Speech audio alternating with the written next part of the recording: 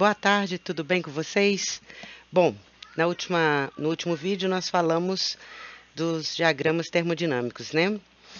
E agora nós vamos falar sobre os calores específicos dos gases perfeitos. Bom, quando nós estudamos um sólido, né, recebendo calor ou cedendo calor, né, a gente viu que na temperatura, a uma determinada faixa de temperatura, o calor específico era constante para aquele determinado sólido. Agora, nós vamos ver que o calor específico dos gases perfeitos, tanto para volume constante quanto para pressão constante, eles são diferentes, tá certo? E existe uma relação entre eles.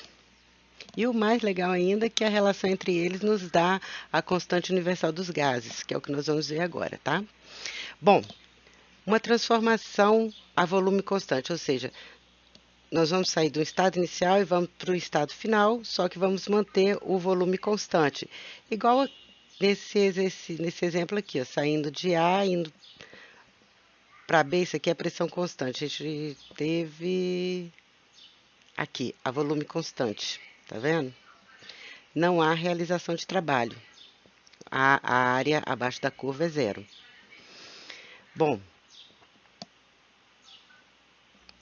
como o trabalho é zero e a variação da energia interna é o calor menos o trabalho, nós temos que a volume constante, a variação de energia interna a volume constante é igual ao calor a volume constante.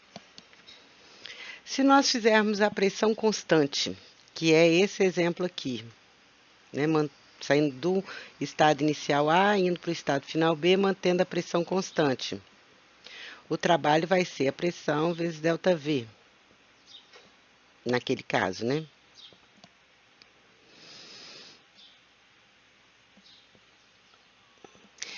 Então, o calor, a pressão constante, vai ser igual ao trabalho, a pressão constante, mais ΔU.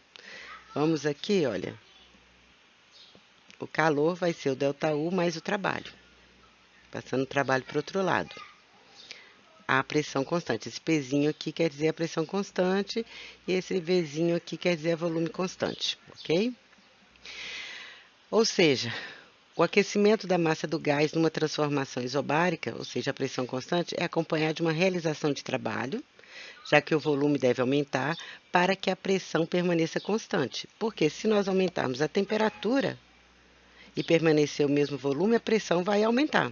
Porque a colisão entre os átomos ali dentro do gás vai aumentar, fazendo com que aumente a pressão do gás. Ou seja, para que a pressão permaneça constante, já que ele está aumentando a temperatura, vai haver uma expansão, um aumento de volume. Então, o gás vai realizar trabalho. Então, o sistema recebe calor, uma parte dessa energia na forma de calor realiza o trabalho para expandir e o restante aumenta a energia interna. Agora, se nós considerarmos que a temperatura inicial no processo a volume constante e a temperatura inicial no processo a pressão constante e as finais também sejam as mesmas nos dois processos, a variação da energia interna vai ser igual, porque lembra que a variação da energia interna ela é proporcional à temperatura? Então, se a temperatura inicial e final for a mesma no processo a volume constante e a pressão constante, a variação da energia interna também vai ser igual. O que a gente pode concluir com isso? Podemos concluir que o calor recebido pelo gás, a pressão constante, vai ser maior do que a volume constante, porque já que a variação da energia interna é maior, aqui a pressão constante vai ser o trabalho mais a variação da energia interna. E aqui, a variação da energia interna é somente igual ao calor. Se nós combinarmos, né, já que a variação da energia interna a volume constante é igual à variação interna à pressão constante, já que o aquecimento do gás nos dois processos foi o mesmo, Combinando essas duas equações, quais duas? Essa daqui, QP menos o trabalho, igual a QV. A gente encontra que o trabalho a pressão constante vai ser igual ao calor à pressão constante menos o calor a volume constante. Ou seja, nós estamos com processos diferentes que saem do mesmo ponto inicial e chegam até e são levados até o mesmo ponto final. Um através da pressão constante, outro através do volume constante. Já que os gases possuem o mesmo calores específicos diferentes, nós vamos aqui que o calor à pressão constante é mc ΔT, onde C é o calor específico à pressão constante.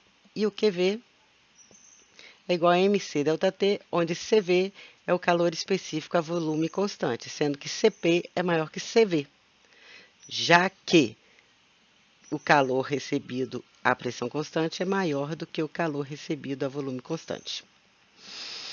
Combinando essa QP, QV, nessa aqui, olha, trabalho igual a QP menos QV, a gente chega que o trabalho realizado pelo gás à pressão constante é igual a mCp ΔT menos mCv ΔT. Bom, a pressão constante a gente sabe que o trabalho é igual a pressão vezes ΔV. Então, trabalho igual a pressão vezes ΔV, que é igual a NR ΔT. Onde o número Nzinho é igual a M, a massa do gás, por mol. Aqui é o número de mols. Assim que, como que nós teremos? Mzinho sobre Mzão vezes R ΔT vai ser igual a MCP ΔT menos MCV ΔT. Então, R sobre M vai ser igual a M ΔT CP menos CV.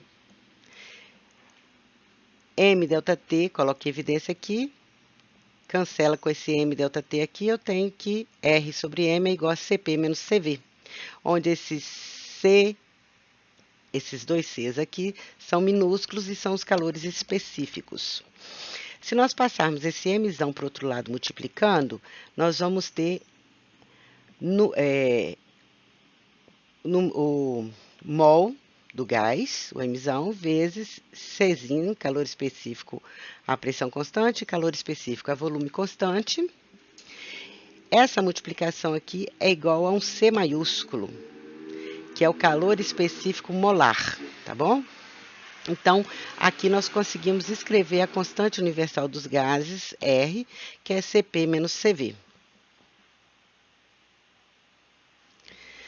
Transformações adiabáticas. Gente, imagine que nós tenhamos um cilindro aqui, isolado. Aqui dentro tem um gás, ele está completamente isolado, então não vai haver troca de energia na forma de calor com o meio externo. Então, nós temos o calor igual a zero aqui. Não vai nem ceder e nem receber. E que a gente comece a tirar essas bolinhas daqui, de cima. Quando a gente tira, o gás vai começar a se expandir, né? Ele vai empurrando essa parte aqui, esse topo. Bom, não há troca de calor, mas o gás está realizando trabalho. E como o volume está aumentando, a temperatura está diminuindo e a pressão também está diminuindo. Então, essa curva aqui, olha, representa esse processo, um processo adiabático, onde está saindo de um estado inicial e indo para um estado final, variando o volume e variando a pressão, diminuindo a pressão e aumentando o volume. Essas amarelas aqui são isotermas.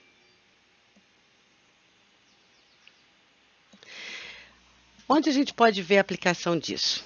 Quando você abre uma garrafa de uma bebida gasosa, né, o que acontece? A névoa formada quando uma bebida com gás é aberta pode ser explicada com o processo adiabático.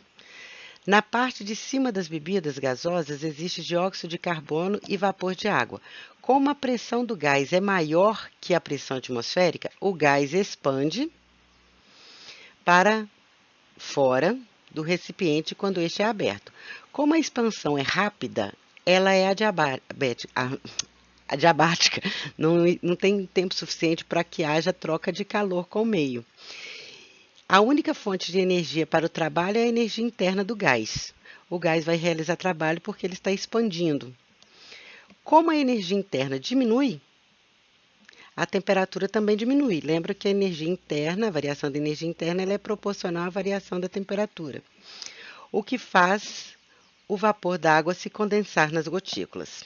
Agora, vamos ver matematicamente como fica isso? Olha, em processos adiabáticos, a gente pode usar que a pressão vezes o volume elevado a um coeficiente aqui, gama, é igual a uma constante. Essa expressão que a gente está usando aqui, ela pode ser deduzida, só que para isso precisa também de um conhecimento matemático que ainda não foi dado a vocês, tá certo? Por enquanto, então, vamos dar como verdadeiro que P elevado a gama é igual a constante. Se você passar aqui o V elevado a gama para baixo, você vai ter uma constante dividido pelo volume elevado a gama.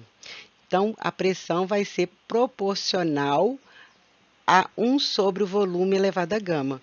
Por isso que a gente vê essa curva verdinha aqui, olha, que é o resultado desse gráfico. Dependendo do gama, você vai ter um formato diferente. O formato é o mesmo, mas você vai ter uma inclinação maior ou menor de cada ponto dessa curva. Esse gama, ele é igual a CP sobre CV. Calor específico a pressão constante dividido por calor específico a volume constante. Essa curva, ela é chamada de curva adiabática, né? Aquela verdinha aqui. Bom, se isso aqui é igual a uma constante, a gente pode também falar que pressão inicial, volume inicial elevado a gama, é igual a pressão final, volume final elevado a gama. Agora, a gente sabe que para os gases ideais, vale a relação PV igual a nRT.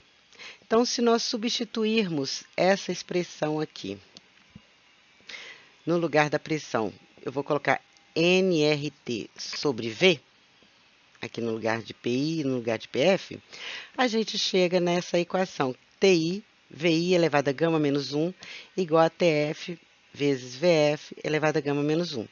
Observe que a temperatura diminui em qualquer processo adiabático.